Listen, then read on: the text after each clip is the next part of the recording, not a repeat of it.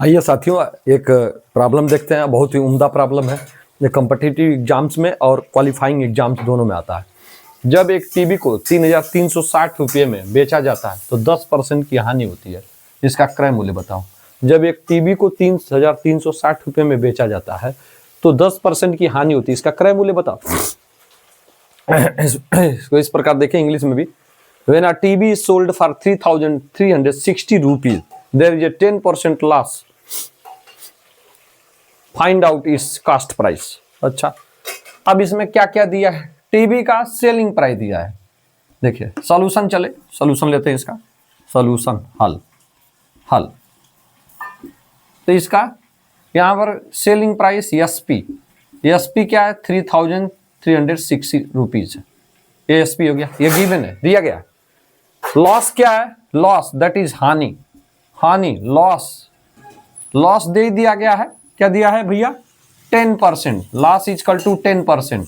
अच्छा, अब देखिए, चाहे आप लॉस प्राप्त करते हैं, लॉस आपको होता है किसी चीज पर, या फिर आपको हानि होती है, दैट इज लॉस होता है या प्रॉफिट होता है या गेन होता है, तो वो दोनों क्रय मूल्य पर ही होंगे जिस पर आपने खरीदा।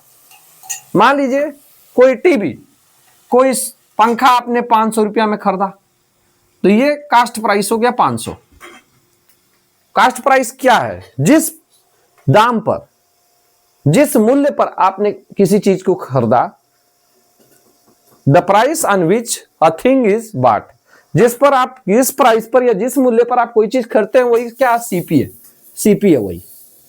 एसपी का है, मान लीजिए 500 में आपने खरीदा और आपने इसको 600 में बेचा, 600 में ₹600 में बेचा, ₹500 में खरीदा, ₹600 में बेचा, तो ये क्या हो गया? बेचा। जब बेचा आपने तो ये सेलिंग प्राइस हो गया। इसको कहते हैं विक्रय मूल्य। और जब आपने खरीदा जिस प्राइस पर, इसको कहते हैं क्रय मूल्य। सीपी कास्ट प्राइस, क्रय मूल्य।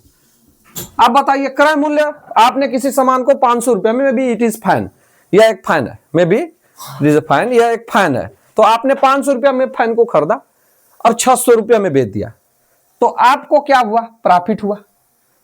आप देख सकते हैं, क्योंकि 600 selling price is greater than cost price, यानी कि विक्रय मूल्य जो है क्रय मूल्य से ज्यादा, तो आपको लाभ हुआ, गेन हुआ या प्रॉफिट हुआ। प्रॉफिट, लाभ।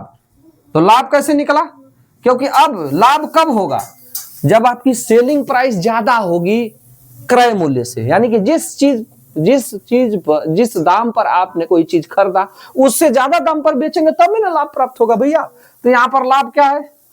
लाभ प्राप्त, कितना प्राप्त हुआ? 600 में आपने बेचा तो ये सेलिंग प्राइस हुआ, और सीपी कितना है? 500, तो लाभ कितना निकल गया? 100 रुपया। देखिए 100 रुपया ज्यादा आपने, उसमें 100 रुपया आपने लाभ प्राप्त किया। 500 की सामान को 600 रुपया में आपने बेचा, यानी कि सेलिंग प्राइस 600 रखा आपने, या 600 पर वो गया, बेची गई वो सामान, तो 100 रुपया का आपको प्रॉफिट हुआ। अच्छा, लॉस कब हो गया? जब मान लीजिए सपोज दैट आपने 500 में खरीद कर इसको 400 रुपया में बेचा, तो इस केस में क्या होगा?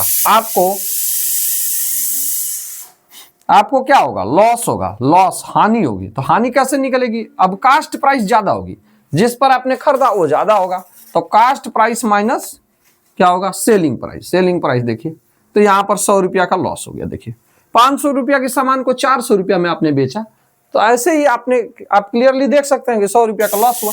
निकला कैसे? कास्ट प्राइस में से आप सेलिंग प्राइस आप घटाएंगे, जबकि जब प्रॉफिट होती है तो सेलिंग प्राइस ज्यादा होती है, तो सेलिंग प्राइस ज्यादा होने की वजह से आप सेलिंग प्राइस में से या एसपी में से या विक्रय मूल्य में से विक्रय मूल्य को घटाते हैं। ये दिमाग में बैठा लीजिए थोड़ा।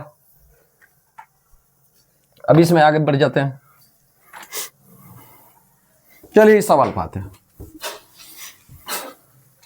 अब पूछ रहा है कि टीवी है, सेलिंग प्राइस 3,360 रुपया में, यानी ये टीवी 3,360 रुपया में गई, बेची गई, तो यहां पर विक्रय मूल्य क्या है? विक्रय मूल्य यानी जिस पर ये बेची गई, जिसे हम सेलिंग प्राइस कहेंगे, वो दिया गया 3,360 रुपया, और इस जिस दाम पर ये बेची गई है 3,360 रुपये पर, इस पर 10% का लॉस हो रहा है, हानि हो रही है।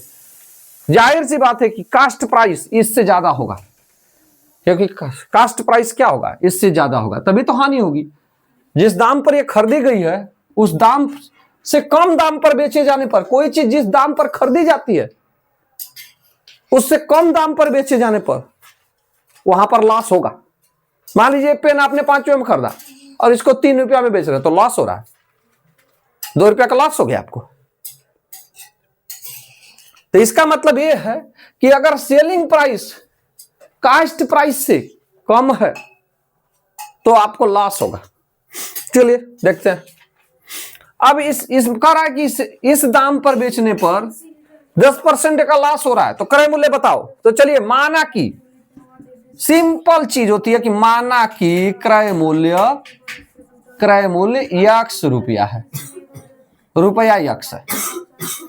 माना कि क्रय मूल्य x है, माना कि क्रय मूल्य x रुपया है, रुपया है, x रुपया। तो आप देख सकते हैं कि लॉस दिया है, परसेंट में दिया है। तो लॉस हो या चाहे प्रॉफिट हो, वो किस पर निकलता है, क्रय मूल्य पर। क्रय मूल्य पर, जिस पर आप कोई चीज खरीदते उसी पर निकालेंगे कि बेचने वाले मूल्य पर निकालेंगे आप। तो क्रय मूल्य हमने मान लिया x रुपया, तब लॉस क्या हो गया या हानि क्या हो गई, हानि बराबर हो जाएगा x का 10% या x ऑफ 10%। का मतलब गुणा का चिन्ह होता है गणित में, ये हो जाएगा x गुणे 10/100, 10%, 10/100, यानी यहां पर 10 से 10 कट जाए, 1/10, यह हो गया x/10, यानी कि आपकी हानि निकल गई, x/10 हो गई। यानी कि क्रय मूल्य क्या है, क्रय मूल्य का, इसको इस प्रकार देखिए, x/10 को आप लिख सकते हैं x गुणे 1/10। देखिए, हाँ, यही आपकी हानि हुई, जो कि इसको रूप में जब x का 1 में गुणा करेंगे तो x हो जाएगा और x/10 हो जाएगा। तो इतनी आपकी हानि निकल गई।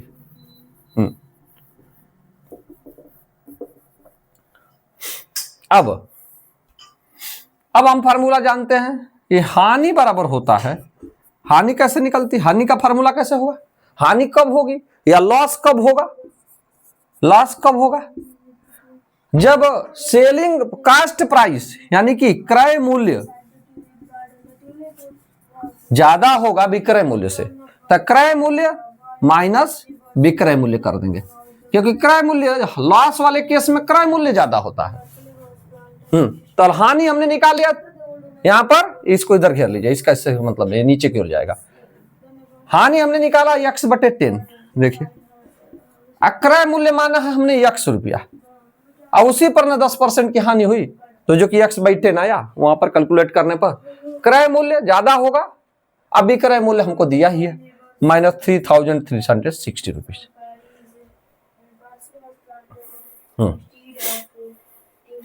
अब इसको ऊपर लीजिए, शायद नीचे आपको दिखाई ना दे, इसलिए हम ऊपर ले ले रहे हैं।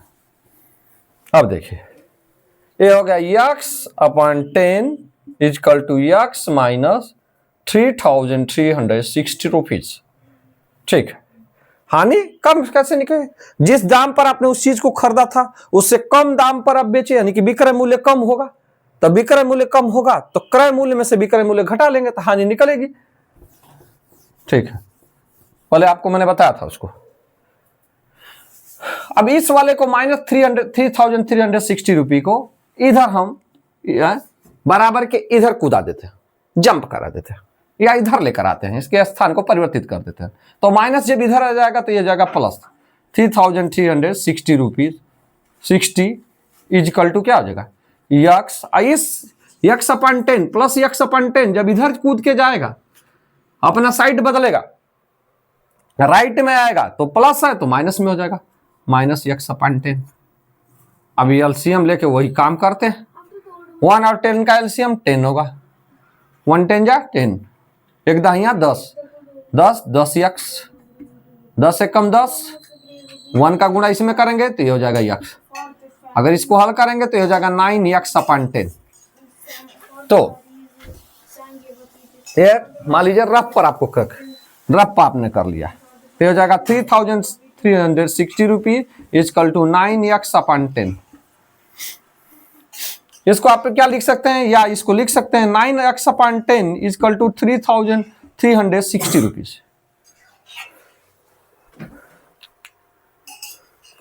मान लीजिए दोनों बराबर है, ए बराबर ए है, तो इसको उल्टा कर इधर कर देंगे, ए बराबर ए, बतिया तो यही है।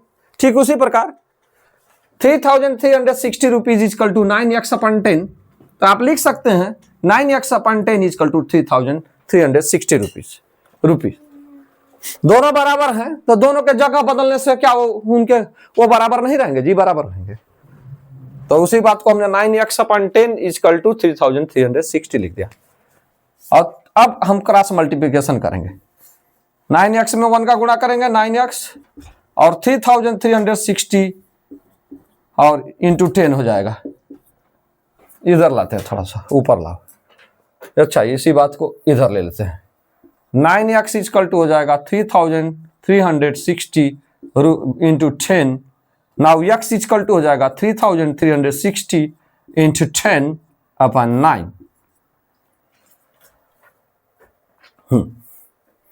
अब इसको सॉल्व करते हैं।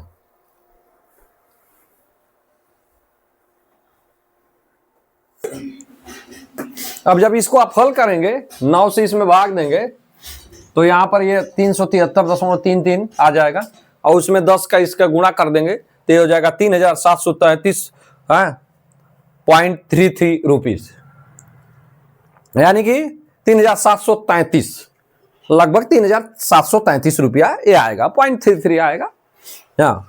3733.33 रुपीज ये इसका उत्तर होगा 10% का लॉस हो जाने पर। ठीक है।